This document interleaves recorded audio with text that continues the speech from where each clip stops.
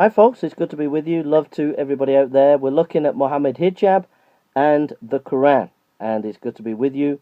You can get me on Facebook, you can get me on Twitter, you can get me on my website, jasonbirdspreacher.com, and you can get me on Amazon.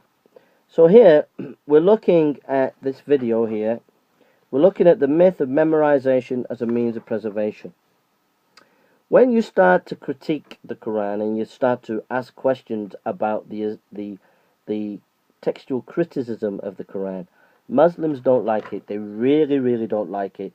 You can see me debate many times in Hyde Park, Speaker's Corner, and they'll attack the Bible, but you see the videos where I begin to ask questions about the Quran and they just shut the conversation down and they don't want to talk about the textual criticism of the Quran. So once you start to ask questions about the text of the Quran and you start to put them on the back foot, their default position, their main argument is that the Quran has been memorized, it's been perfectly memorized throughout the ages, so today we have the right text because of memorization. But here we see that even Muhammad, the beginning of Islam, the Prophet, couldn't memorize all the Quran. Narrated by Aisha, Allah's apostle heard a man reciting the Quran at night and said, "May Allah bestow his mercy on him, as he has reminded me of such and such verse and of such and such surah, which I was caused to forget." Bukhari, Volume 6, Book LX1, number 558. Narrated by Abdullah ibn Masud, the apostle of Allah, peace be upon him, offered prayer. The version of the narration, Ibrahim goes, "I do not know whether he increased or decreased the rakas of prayer. When he gives the salutation, he was asked, has something new happened in the prayer? Apostle of Allah, he said, what is it? They said, you prayed so many and so many rakas. He then relented his foot and faced the Qibla and made 2 prostrations. He then gave the salutation, and when he turned away, finished the prayer. He turned his face to us and said, had anything new happened in the prayer, I would inform you.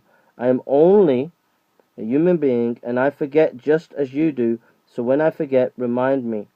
And when any of you is in doubt about his prayer, he should aim at what is correct and complete his prayer in that respect. Then give the salutation and afterwards made 2 prostrations. Sunan Ab Dawood, Book 3, number 1015.